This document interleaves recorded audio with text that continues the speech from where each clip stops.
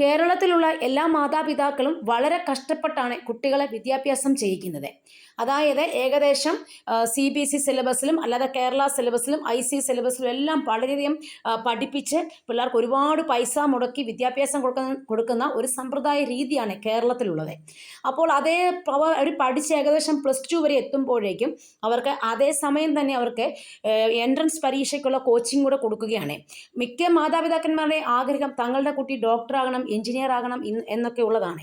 അപ്പോൾ അതിനുവേണ്ടി വലിയ ഹൈ റിസ്ക് ഒക്കെ എടുത്തിട്ടാണ് അവർ കുട്ടികളെ ഈ കോച്ചിങ് ഒക്കെ കൊടുക്കുകയും ചെയ്യുന്നത്.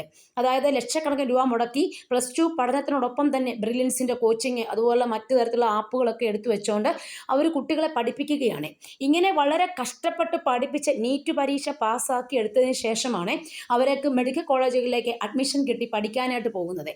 പഠിക്കാൻ പോയി കഴിയുമ്പം തൊട്ട് ശരിക്കും പറഞ്ഞു കഴിഞ്ഞാൽ മാതാപിതാക്കൾക്ക് ഭയങ്കര ആദിയാണ്.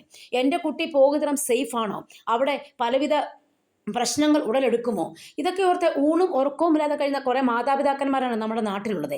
അതേസമയം കുറേ നല്ല പൈസയുള്ള ആൾക്കാരൊക്കെ ലക്ഷക്കണക്കിന് രൂപ മുടക്കി തന്നെ വീണ്ടും അവർ എന്ത് ചെയ്യുന്നു, വിദേശ രാജ്യങ്ങളിലേക്ക് അവർ ഡോക്ടർ പഠിക്കാൻ വേണ്ടി പോകുന്നു.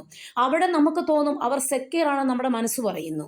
കാരണം അവിടുത്തെ കെട്ടിടങ്ങളെല്ലാം തന്നെ വളരെ സേഫ് ആയിരിക്കാം. പക്ഷേ കേരളത്തിൻ്റെ അവസ്ഥ എന്താണ്? കോട്ടയം മെഡിക്കൽ കോളേജിൽ ഇപ്പോഴത്തെ ഒരു അവസ്ഥ കണ്ടോ?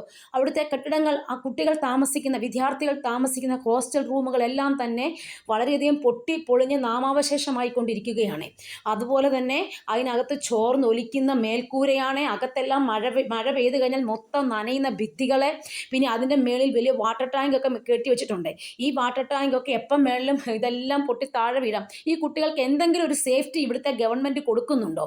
അതുപോലെ തന്നെ എന്ത് ചെയ്യുകയാണ് ഇവിടുത്തെ മന്ത്രിമാർ? ഇവരോടൊക്കെ വലിയ വലിയ ക്വസ്റ്റ്യൻസ് ജനങ്ങൾ ചോദിക്കണം. അതുപോലെ തന്നെ കെട്ടിടങ്ങളെല്ലാം നമുക്ക് കണ്ട സങ്കടം തോന്നുന്നു. കുട്ടികൾക്ക് എപ്പം വേണേലും കുട്ടികളുടെ ദേഹത്തോട്ട് ഓരോന്നും മറിഞ്ഞു വീണാം.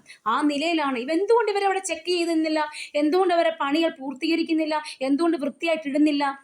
ഹോസ്പിറ്റലിൻ്റെ ചുറ്റും കാട് പിടിച്ച് കിടന്ന എഴുജന്തുക്കളും കയറി മൊത്തം ശരിക്കും പറഞ്ഞു കഴിഞ്ഞാൽ ഉണ്ടല്ലോ, നമുക്ക് വിദേശ രാജ്യത്തേക്ക് ജനങ്ങൾ പോകാനുള്ള ഒരു ടെൻഡൻസി ഇവിടെയുള്ള ഗവൺമെൻറ് അധികൃതരും മന്ത്രിമാരും മുതിർന്ന നേതാക്കളും എല്ലാം കൂടെ കൂട്ടിക്കൊടുക്കുകയാണ്. പാവപ്പെട്ട ജനങ്ങൾക്ക് ഇവിടെ ജീവിക്കാൻ പറ്റാത്ത അവസ്ഥയാണ്.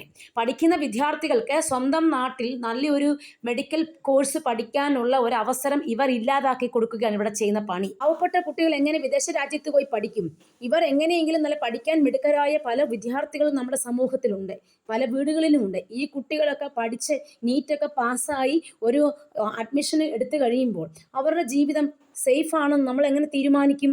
ഈ വൃത്തികെട്ട സ്ഥലങ്ങളിലൊക്കെ പോയി കുട്ടികൾ എങ്ങനെയാണ് പഠിക്കുന്നത്? നമ്മളെല്ലാവരും ചിന്തിക്കേണ്ടതാണ്. വളരെയധികം കാട് പിടിച്ച് വെറും വൃത്തിഹീനമായി മലിന വസ്തുക്കളെല്ലാം അടിഞ്ഞുകൂടി വെറും വൃത്തികേടായി കിടക്കുന്ന ഒരു സ്ഥലമായി ഇന്ന് കേരളത്തിലെ എല്ലാ മെഡിക്കൽ കോളേജുകളും മാറുന്നല്ലോ. ഇങ്ങനെ ഒരു ദുരവസ്ഥയാണല്ലോ നമുക്ക് വന്ന് പെട്ടത് എന്ന് ഓർക്കുമ്പോൾ ശരിക്കും വിഷമം തോന്നുകയാണ്. എന്താണ് ഇവിടുത്തെ അധികാരികൾ ചെയ്യുന്നത്? എന്തുകൊണ്ട് ഹോസ്പിറ്റലിൻ്റെ പരിസരം വൃത്തിയാക്കപ്പെടുന്നില്ല? മലിന വസ്തുക്കളെല്ലാം എന്തുകൊണ്ട് മാറ്റുന്നില്ല?